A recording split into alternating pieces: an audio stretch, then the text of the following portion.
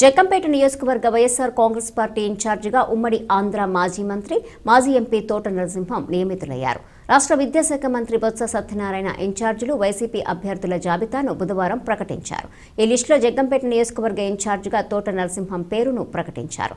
దీంతో జగ్గంపేట నియోజకవర్గంలో నరసింహం అభిమానులు, వైసీపీ నాయకులు, కార్యకర్తలు సంబరాలు జరుపుకుంటున్నారు.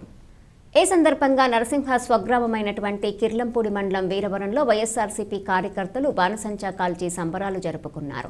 ఈ సందర్భంగా తోట నరసింహం మాట్లాడుతూ తనను అనారోగ్యం బారి నుండి సంపూర్ణ ఆరోగ్యవంతుణ్ణి చేసి ఆ భగవంతుడు ప్రాణభిక్ష పెడితే జగన్మోహన్ రెడ్డి రాజకీయ పునఃప్రవేశం కల్పించారన్నారు.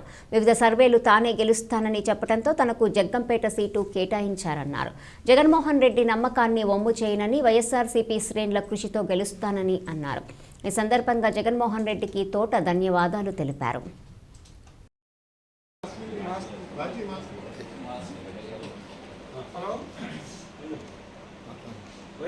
భాగంగా ప్రధానంగా ఈరోజు మీ అందరికీ తెలిసిందే, మన రాష్ట్ర ముఖ్యమంత్రి శ్రీ వైఎస్ జగన్మోహన్ రెడ్డి గారు నిన్నటి రాత్రి మరి జగ్గంపేట నియోజకవర్గానికి మరి నన్ను కోఆర్డినేటర్గా, ఇన్ఛార్జిగా మరి నియమించడం జరిగింది.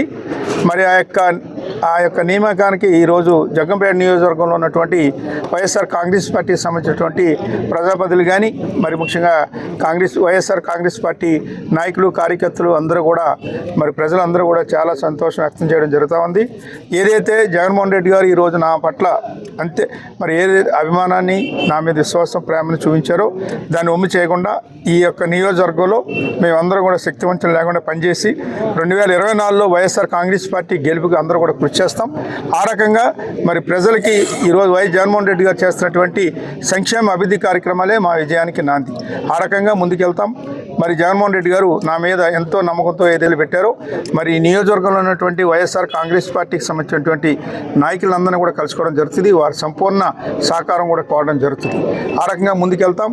ఎందువల్లంటే ఈరోజు మరి నేను కొద్ది అనారోగ్యం అయినా సరే నేను కొన్ని సంవత్సరాలుగా మరి ఇటీవల కొంత 6-7 నెలలుగా ప్రజల వద్దకు తిరుగుతూ ఉన్నాను. ప్రజల దగ్గరికి ఆత్మీయ సమావేశాల పేరిట గ్రామాల్లో దాదాపుగా 50%, 60% గ్రామాలని ఈ నియోజకవర్గంలో నేను ఇప్పటికే తిరగడం జరిగింది.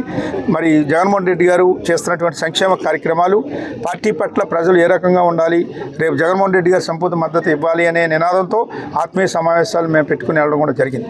ఆ రకంగానే చేస్తున్నటువంటి నేపథ్యంలో ఈరోజు ఈ యొక్క ప్రకటన కూడా రావడం జరిగింది. మరి ఈరోజు భగవంతుడు మరి నాకు దేవుడు ఒక సంపూర్ణ ఆరోగ్యాన్ని ఇచ్చి నాకు పునర్జన్మిస్తే వైఎస్ జగన్మోహన్ రెడ్డి గారు నాకు రాజకీయ పునర్జన్మ ఇచ్చినట్టుగా నేను భావిస్తూ ఉన్నాను. ఆ రకంగా ఇచ్చినటువంటి జగన్మోహన్ రెడ్డి గారికి మరి నేను కానీ, నా కుటుంబం కానీ, మా నియోజకవర్గంలో ఉన్నటువంటి వైఎస్ఆర్ కాంగ్రెస్ పార్టీ కార్యకర్తలు అందరూ కూడా రుణపడి ఉంటాం.